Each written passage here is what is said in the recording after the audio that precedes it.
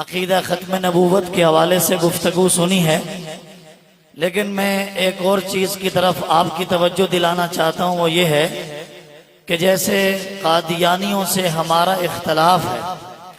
قادیانی کہتے ہیں کہ نبوت جاری ہے، اور ہم مسلمان کہتے ہیں کہ ختم نبوت ہے۔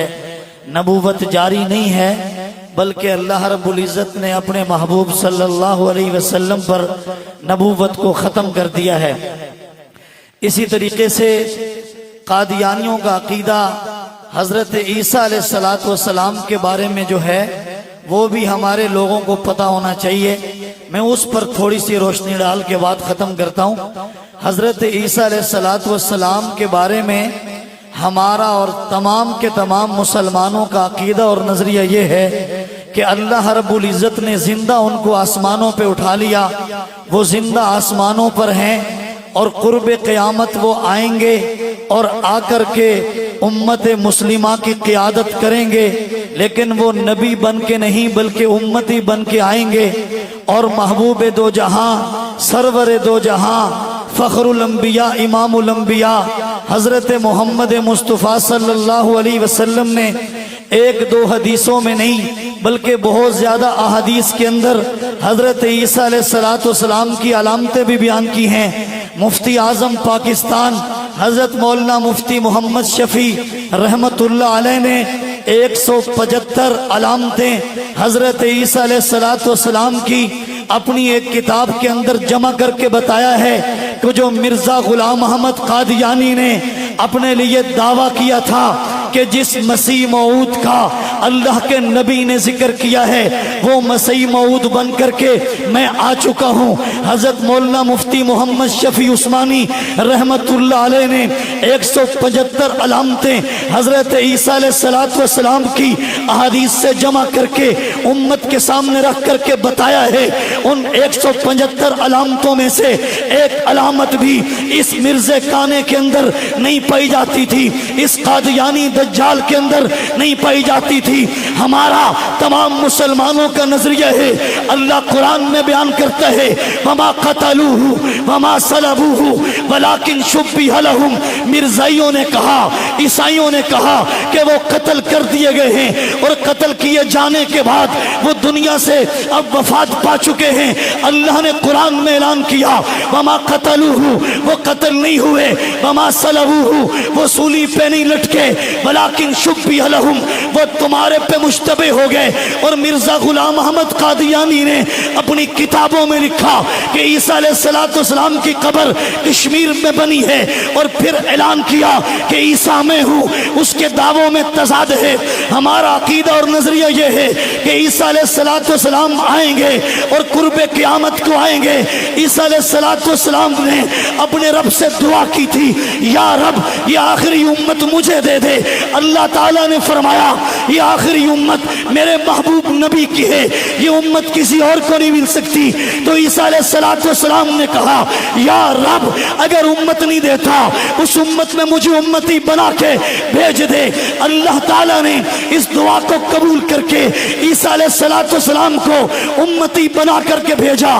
اگر علامتوں کا ذکر کروں تو بخاری شریف کو دیکھیے، رحمت کونین صلی اللہ علیہ وسلم نے فرمایا لَيُوشِكَنَّ، تمہیں خبر ہو جانی چاہیے، اَن يَنزِلَ فِيكُمْ عیسیٰ ابن مریم، تمہارے اندر عیسیٰ بن مریم آئیں گے، خنزیر کو قتل کریں گے، سولی کو توڑ دیں گے، اور اس کے ساتھ ساتھ حضرت عیسیٰ علیہ السلام آ کر کے نکاح بھی کریں گے، ان کی اولاد بھی ہوگی، فیدفن، اور ان کی وفات ہوگی، 45 سال تک وہ اس دنیا میں رہیں گے۔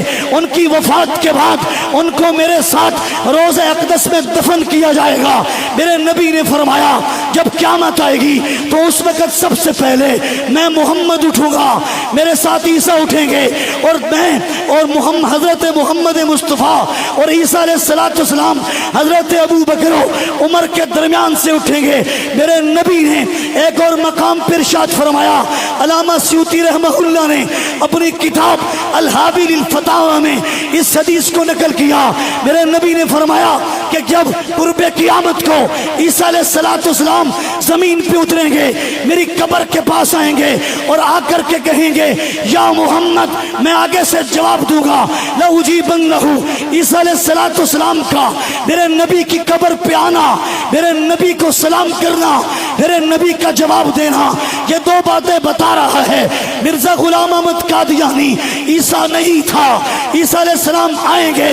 اور دوسری بات بتا دی، نبی قبر میں زندہ ہوتے ہیں، عیسیٰ علیہ السلام سلام کر کے بتا رہے ہیں نبی قبر میں زندہ ہوتے ہیں، میرے نبی جواب دے کے بتا رہے ہیں نبی قبر میں زندہ ہوتے ہیں، عیسیٰ علیہ السلام آئیں گے۔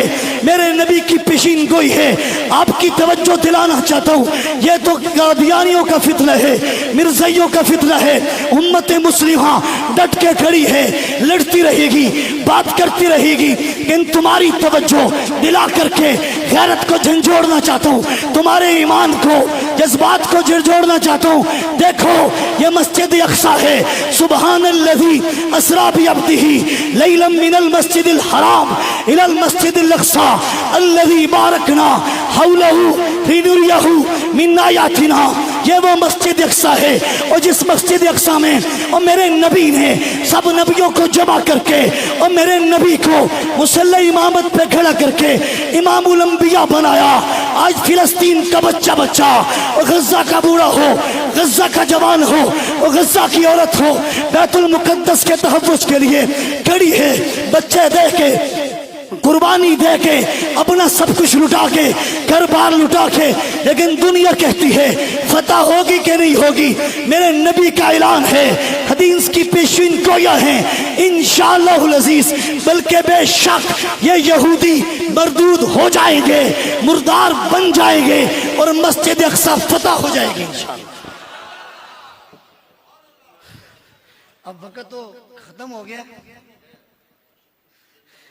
لیکن سارے ساتھی یہ نیت کریں انشاءاللہ۔ سب ساتھیوں نے بائیکاٹ چھوڑ دیا، بائیکاٹ کریں گے، پیپسی سے، کوک سے، ہر چیز سے بائیکاٹ کریں گے انشاءاللہ۔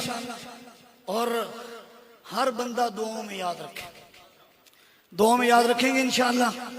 اور یہ بات ذہن میں بٹھا لیں، الحمدللہ ہمارے بھوانا میں اب ماحول بن چکا ہے، اور ختم نبوت کانفرنس ہر سال 3-4 ہو رہی ہیں۔ کتنی ہو رہی ہیں؟ پہلے ایک بھی نہیں ہوتی تھی، الحمدللہ اب 3-4 ہو رہی ہیں۔ اس کے بعد ایک ختم نبوت کانفرنس ابھی اور ہونی ہے، وہ ایک اس کے بعد ہوگی انشاءاللہ العزیز۔ اور آپ سب نے یہ نیت کرنی انشاءاللہ العزیز، ہمارے بچے لگ جائیں، ہماری جانیں لگ جائیں، ہمارا گھر بار لٹ جائے، ہم ختم نبوت کے ساتھ انشاءاللہ العزیز وفا کریں گے۔